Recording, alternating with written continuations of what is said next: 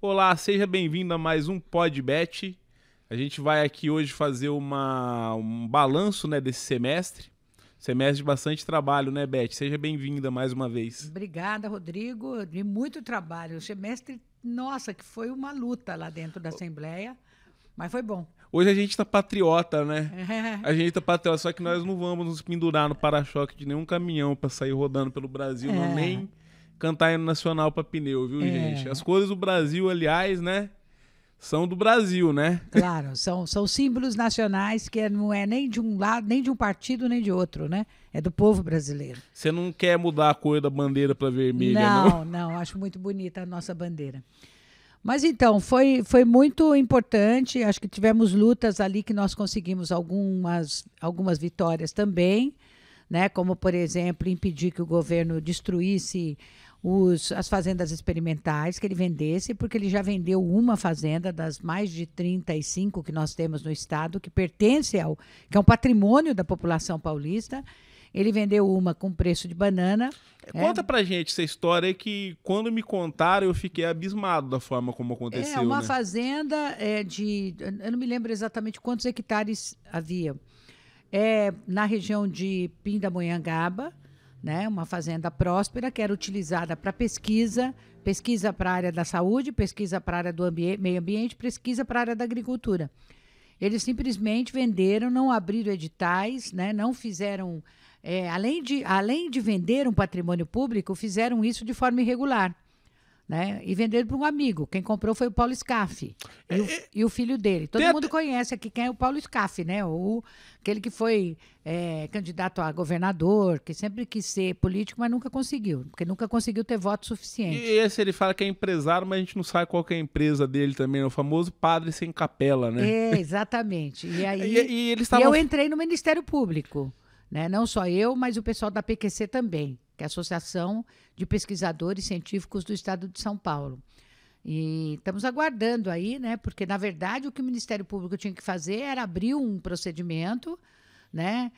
Para investigatório, porque foi vergonhoso isso. Os caras estavam falando lá que os pesquisadores funcionários lá da fazenda, da área pública, lá estavam lá trabalhando um belo dia.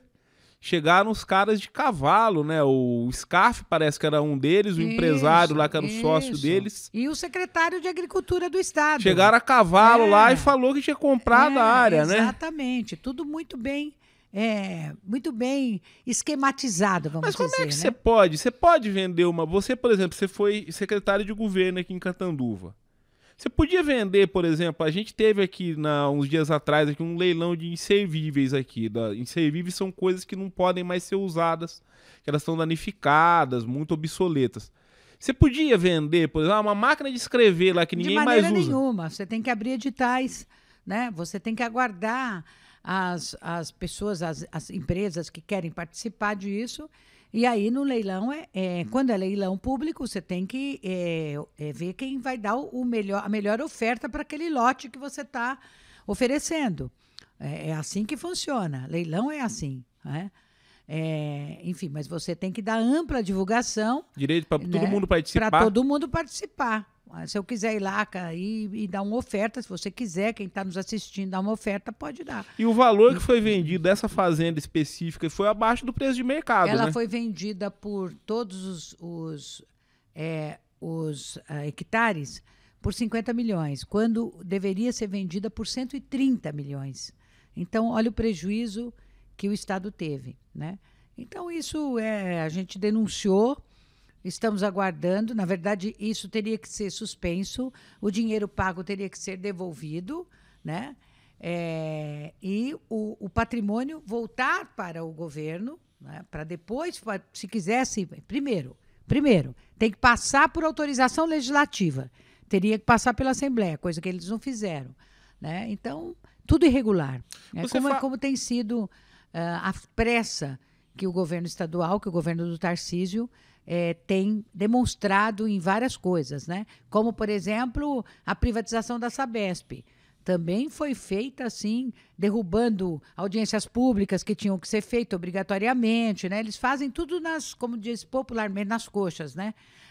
Não gosto de usar muito essa palavra, mas, infelizmente, é isso. Né? A toque de caixa, vamos dizer assim. E hoje a gente vê os efeitos, até estou aqui, os efeitos da privatização. A Sabesp lançou toneladas de esgoto no Rio Tietê. Toneladas de esgoto no Rio Tietê, em São Paulo. Né? Esse é o modo Tarcísio de governar, né? De vender uma empresa que estava dando resultados excelentes, que tinha bilhões de lucros anualmente, mais de 3 bilhões de lucro a cada trimestre, na verdade. A cada trimestre, ele vendeu, e hoje, o que a Sabesp faz? Ela continua não prestando, infelizmente, privatizada, ela não piorou os serviços prestados e aumentou a tarifa, né? Houve um aumento de tarifa da Sabesp, eu vou até pôr aqui, de 8,28%, muito acima da inflação. Seu salário subiu, o salário das pessoas subiu quanto? 5%, de 6%. servidor público subiu 5%. Né? Dos servidores estaduais. Então, né? Agora, dos trabalhadores e das trabalhadoras do setor privado, isso é negociação direta. Né? Mas geralmente não vai ficar muito acima disso porque é o IPCA. Não fica mesmo. Então, é o tal negócio. Privatiza que piora. Né? À medida que o governo vai privatizando, os serviços pioram. A Enel, que é a companhia de energia, também é ótima, né? Teve um reajuste na energia que deixa milhões de pessoas sem energia. Toda semana tem durante qualquer chuva, né? Durante qualquer chuva. Ventou, caiu, 300 mil sem. 14% de reajuste da energia. 14%. E é bom a gente destacar que o governo Lula está no estado de São Paulo isentando de energia 169 mil famílias. Ao contrário do governo Tarcísio, que permite um aumento de 14% pela Enel, né? Porque tem uma agência reguladora. Então, é preciso que essas agências impeçam esses reajustes. Por exemplo, você tem agências da água, que foi criada recentemente, né? Das águas, né? Se não me engano, e ela tem que autorizar esses reajustes, né? Normalmente passa por uma discussão pelo conselho dessas agências. E a tarifa dos pedágios nas rodovias concessionadas teve um reajuste de 6%. Lá nas regiões de Campinas, próximo a São Paulo, né?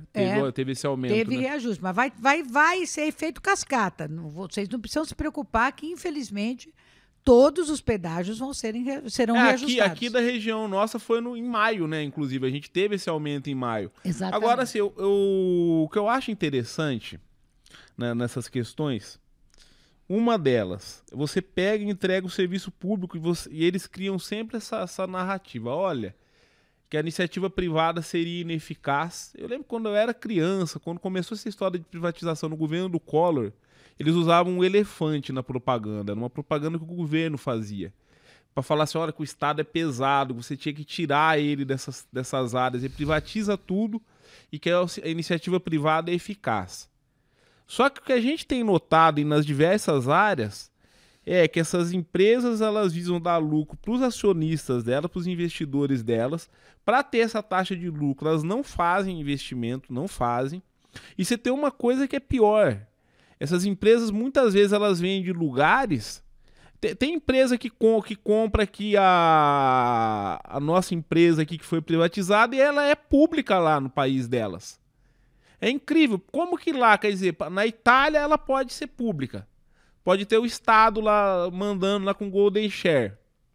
Agora, aqui no Brasil, tem que ser totalmente privado e viver na base do lucro. Exatamente. Será que o cara que comprou a Sabesp está preocupado com Catiguá? Ele sabe que existe Palmares Paulista? Ele sabe que existe... Novo Horizonte? Não sabe. Exato, que tudo está na mão da Sabesp, né? Mas é um tal negócio. Eu acho que aqui a gente tem uma mania de achar que o Estado não deve cuidar dessas coisas. Deve sim. Deve e precisa cuidar dessas coisas, porque à medida que isso é transferido para o setor privado, áreas que são vitais para a população, como a energia, como a água, esse setor privado não consegue prestar um serviço que seja justo para a população, um serviço de qualidade com tarifas justas. Normalmente o serviço é de péssima qualidade e as tarifas são injustas, ou seja, elas são muito altas para o bolso do contribuinte, que já paga muita coisa e ainda tem que pagar isso. Então as pessoas têm que entender que isso é responsabilidade de governos que têm um pensamento liberal, né, que acham que o governo do Estado não tem que ter nada. Né? Por exemplo, Tarcísio está privatizando escolas, né, está terceirizando, e as pessoas vão sentir daqui a pouco o que significa privatizar a educação. É um desastre para a nossa educação. É um desastre. Para você, além de piorar a qualidade, certamente, porque são empresas que não têm qualquer responsabilidade com a qualidade de ensino, né? Muito pelo contrário, algumas delas, inclusive, já denunciamos, são amigas do secretário estadual de educação, que é sócio, que foi, agora não, né? Porque para ser secretário ele tem que sair da sociedade, que foram sócios, que ele foi sócio de muitas das empresas que prestam serviços na área da educação para o Estado. Será que deixou de ser sócio mesmo? Será que deixou? Só saiu para fora, mas continua. Aí sai, bota alguém lá, né? Coloca alguém lá e continua tudo do mesmo jeito. Porque assim, você pega a questão da água, a gente está vivendo uma crise climática, tem uma previsão de que vai aumentar a quantidade de seca, várias cidades já estão convivendo com falta de água, aí você tem uma empresa lá, que é a maior empresa de saneamento básico da América Latina, vai lá e despeja esgoto, assim, o fato de você ter um rio, uma cidade igual São Paulo, tem 2 rios imensos lá, eles são imundos. E a Sabesp não dá conta, e ela não vai, ela está piorando mais. Quero dizer uma coisa para você. Nós já votamos dezenas de financiamentos, tanto externo, de financiamentos internacionais, quanto do BNDES, na Assembleia Legislativa, para despoluir o Rio Tietê.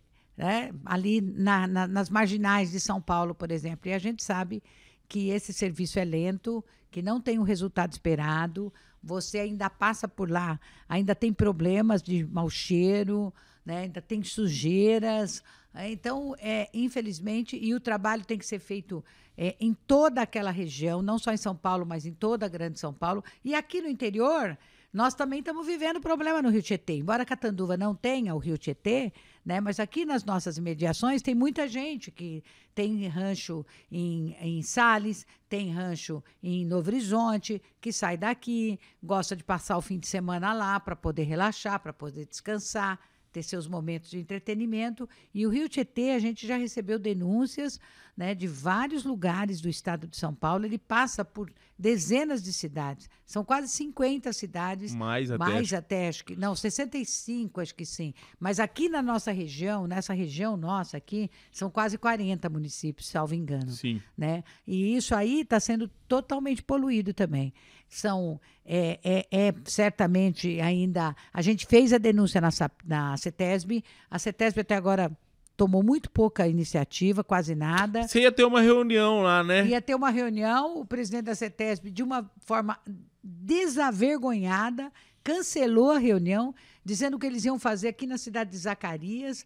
Fizeram uma reunião meia boca ali, mas até agora... Os graves problemas que estão matando peixes no Rio Tietê, que estão mudando a cor da água, que estão provocando mau cheiro, até agora nada foi feito. Daqui a pouco nós vamos ter um principal rio do nosso estado, que é o Rio Tietê, né, que vem lá da região do Alto Tietê, por isso que chama Alto Tietê.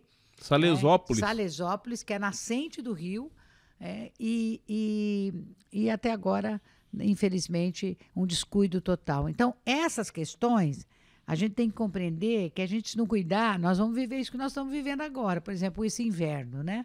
Esse inverno com frios muito intensos, né?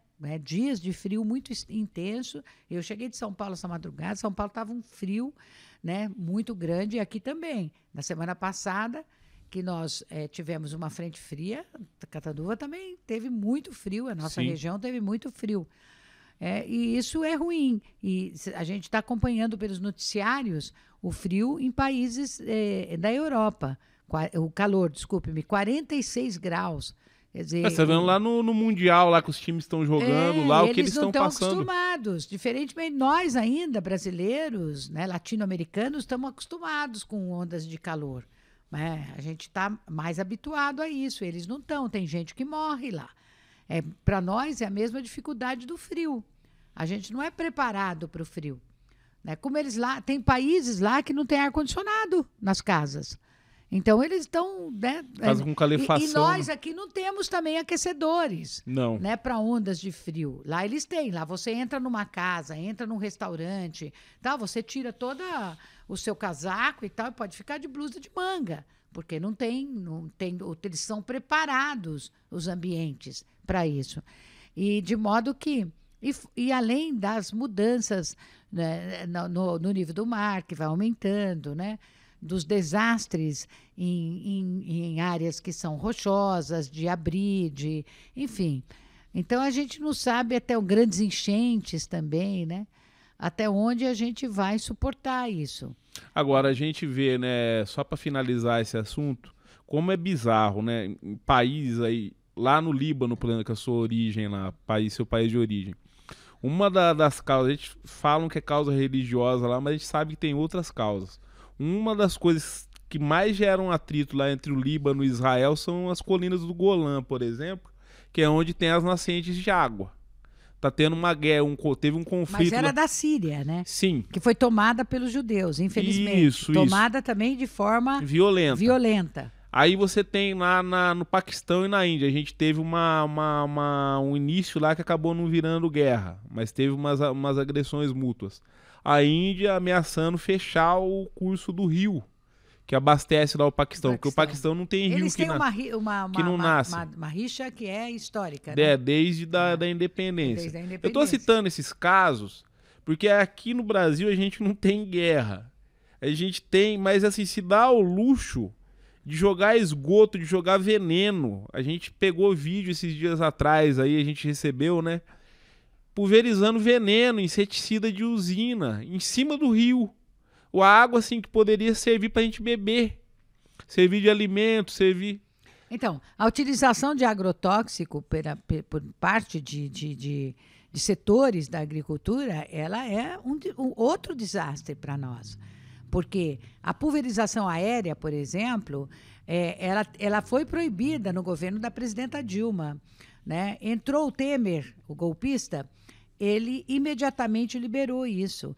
E ele não está liberando para o agricultor. O problema é o seguinte, além de contaminar aquilo que nós comemos, porque nós comemos com uma boa dose de veneno e depois a gente não sabe que alguns anos depois as pessoas têm problemas estomacais, intestinais, câncer, né? Principalmente o câncer, que avança, infelizmente, né? Por conta também desse modo de vida. O modo de vida, aquilo que nós respiramos. E quando você permite a pulverização aqui na nossa região, por exemplo, o vento que bate pode trazer esse ar que nós respiramos. E a gente respira um ar envenenado. A terra envenena. Lençol freático. O lençol freático, essa água que nós tomamos aqui, mesmo que ela seja... Um dia eu estava conversando com um biólogo super experiente. Eu fui fazer uma visita no Instituto de Botânica, que infelizmente foi vendido. Aí eu falei para ele, não, mas a gente toma água mineral. Ele falou, não adianta nada. Ela também é contaminada. Né? Então, quando a gente compra água de galão, eu também compro. Mas é bom ter a consciência de que ela também tem doses de contaminação. Porque o nosso lençol freático, que é aquela parte que fica lá embaixo do solo, que é onde tem o aquífero Guarani, por exemplo, aquífero Guarani, ela também já começa a sentir os efeitos desse envenenamento do nosso solo. Porque o produto que você coloca, ele vai entrando no solo, né? Ele penetra. Né? Ele penetra e vai lá embaixo, exatamente onde tem o lençol freático, onde está a água que nós consumimos, onde está a água que nós consumimos.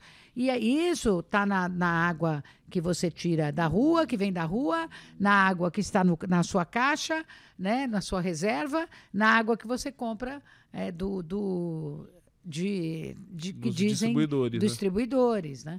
Então, como que a gente resolve isso? Resolve isso com leis, né, que dificultem que dificulta imediatamente a utilização de agrotóxicos na agricultura. Né? E ela precisa voltar a ser rigorosa. Agora, com uma bancada que você tem lá no Congresso, que não está nem aí com a população, né, que defende isso assim de forma desavergonhada, dificilmente a gente consegue mudar. Ainda que o governo do presidente Lula faça um projeto dificultando a utilização de agrotóxico, eles vão derrubar. Eles não passaram uma lei lá agora, aliás, derrubaram um veto que vai encarecer a conta de luz das pessoas? Então, esse é o Congresso que nós temos. Esse é o Congresso, um Congresso que está muito mais preocupado consigo mesmo, né? Grande parte dos deputados, você tem alguns deputados que federais, são... né? Federais, né? Você tem alguns deputados, até porque nós não temos poder para votar determinadas matérias como deputados estaduais. Isso é de responsabilidade do Congresso Nacional, de deputado federal. Sim. Né? Então, que não tem nenhuma responsabilidade com a população. Você tem uma pequena minoria que cuida, que protege, que está ali defendendo os interesses da população, sobretudo da população que é mais vulnerável, que precisa de políticas governamentais, que precisa de políticas públicas, mas você tem a grande maioria que rema contra a maré. É um Congresso hoje de costas para o povo, de costas para a população. Ou seja, aquilo que a população precisa, eles votam contra. As necessidades da população, eles votam contra. Então, isso precisa ser dito. Isso precisa ser dito. Agora, na hora do voto, as pessoas também precisam observar. Porque aquele Congresso que está lá é reflexo da população. Eles não caíram de paraquedas lá. Eles foram eleitos. Então, quando a gente vai votar, a gente precisa saber disso. Saber o que será que esse cara que eu vou votar está defendendo. Não é porque ele está dando um churrasco que é proibido por lei, diga-se de passagem, que eu vou votar nele. Não é porque ele pagou minha conta de luz, que é proibido também, que é crime eleitoral, que eu vou votar nele. Não é porque ele deu uma cesta básica, que também é crime eleitoral, que eu vou votar nele. Eu falo muitas vezes, vocês às vezes pegam isso e depois sofrem 4 anos. Então, e essas coisas precisam mudar. Isso precisa mudar no país. Porque é o dia que a população, de um modo geral, estiver mais amadurecida, e aí não se trata de votar no partido A, B ou C, trata de se votar em parlamentares que têm caráter, que tem isso no coração, que tem isso nas suas vidas, né, de defender a população e de não se enriquecer com isso, entendeu? Fazer da sua atividade parlamentar um permanente exercício de se enriquecer, um permanente exercício de tirar vantagem. Isso não é, infelizmente, isso vai contra tudo aquilo que a gente defende, que a gente pensa. Você estava falando... E que a gente faz também, graças a Deus, né? Você estava falando da questão do... que o povo, né, as pessoas acabam, às vezes, se deixando levar por uma prática de compra de votos, enfim. Mas a gente nota também, tem uma parcela que não se deixa levar necessariamente por compra de votos. Só que eu acredito que a pessoa acaba sendo iludida. A gente fala às vezes, o Congresso é o reflexo da sociedade. Eu acho que é mais ou menos, né? Porque você vê pessoas aí sendo turbinadas nas redes sociais, e aí elas fazem assim, um discurso. O discurso delas é muito bem preparado lá para pegar no emocional da pessoa a partir de uma conversa conservadora, né? Parece que a pessoa assim tá muito preocupada. Só que se você for analisar as práticas dessas pessoas na vida real, ela não tem compromisso nenhum com as pessoas. O que ela faz não tem impacto nenhum na vida da pessoa, impacto positivo nenhum. Eu queria trazer aqui, eu peguei aqui uma lista de uns projetos que você apresentou, que eu acho que é isso que as pessoas deveriam avaliar, né? O que essa pessoa faz de objetivo? Ela tá lá, ela tem um cargo de poder. Que projeto que ela apresenta? Como que ela votou? Ela vota, por exemplo, nessa questão do aumento da conta de luz. Como que ela vota, por exemplo, em relação à questão de cobrar imposto do mais rico? Exatamente. Né? Essa é uma questão que hoje está sendo muito debatida na sociedade, né? Tem que cobrar. Sabe quantas pessoas têm rendimento acima de R$1 milhão, de R$2 milhões no país? 140 mil. 140 mil pessoas, num país de 220 milhões de habitantes. A grande maioria absoluta de pessoas, né, dos trabalhadores, das trabalhadoras, de empreendedores, que seja, tem uma renda pequena. Então, é isso que o governo está querendo fazer. Quer dizer, você que ganha até 5 mil reais não vai mais pagar impostos. Quem ganha de 5 a 7 também vai ter uma alíquota bem menor. Então, isso chama-se justiça social. É a maior, e todos os filósofos do mundo. Economistas. Piquet, o francês, né? Ele fala isso. Para você fazer distribuição de renda, para você reduzir as desigualdades sociais, não tem nada mais eficiente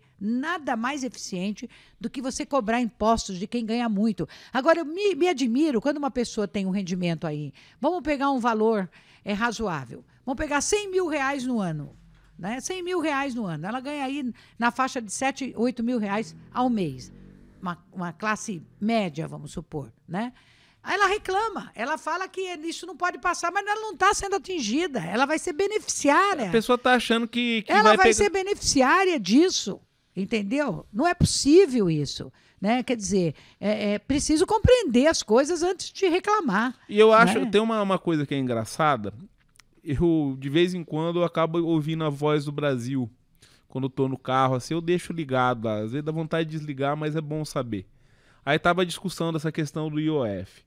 Você pega assim, o pessoal da oposição hoje, lá, o pessoal do PL, do partido do ex-presidente Bolsonaro. Ah, porque aumento de imposto, porque não sei o quê. Ele passou 4 anos no poder, a tabela do imposto de renda não foi reajustada. Para quem não está nos vendo, quando você reajusta a tabela do imposto de renda, você aumenta a quantidade de pessoas que vão ficar isentas. A pessoa, então, se hoje você tem pessoas que ganham 2 salários mínimos pagando imposto de renda. Quando ele assumiu não era assim, porque ele não reajustou a tabela. Ele passou, quer dizer, eles todos, né, porque o partido dele está lá, passou 4 anos cobrando imposto de gente que ganha 2 salários mínimos. Quem que ganha 2 salários mínimos? Pessoa que trabalha no comércio. Pessoa que trabalha em serviços gerais. E domésticas que não ganham 2, ganham 1, né? Isso. A grande maioria ganha 1. Né? Essas pessoas, gente, estão pagando imposto. Ele fez pobre pagar imposto e isentou rico. Aí você citou o economista aí, Não, eu quero só fazer um parênteses, só para as pessoas poderem saber, que agora, né, na Lei de Diretrizes Orçamentárias, que nós acabamos de votar ontem na Assembleia, que nós votamos contra, e uma das razões de nós, da oposição, termos votado contra é porque o Tarcísio está isentando, está abrindo mão de 85 bilhões, não é? Bilhões de empresas que vão deixar de pagar impostos. E a gente não sabe nem quais são as empresas, porque eles não dão transparência para essa política generosa do governador Tarcísio para com os mais ricos.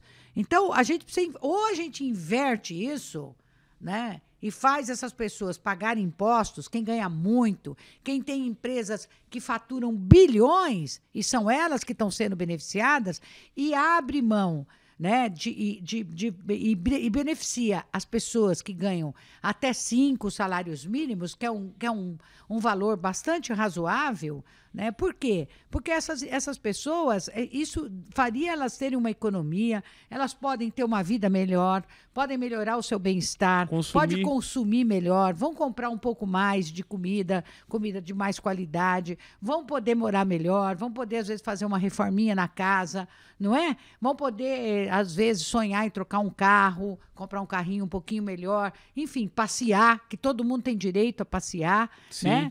A gente está lutando pela escala 6x1, por exemplo, porque a gente tem certeza, tem certeza que os trabalhadores e as trabalhadoras têm direito a isso, porque todo mundo tem direito ao bem-estar, todo mundo tem direito a descanso, a folga, a programar a sua vida. Você programa a sua vida quando você sabe quanto você vai ganhar, que você não vai ter mais aqueles descontos absurdos. Então, tá muito certo o Haddad quando ele fala. E agora eles querem taxar o Haddad de sendo uma pessoa que aumenta imposto. Não, não é verdade, isso é mentira. Ele está querendo tirar imposto de quem ganha muito, de quem é muito rico.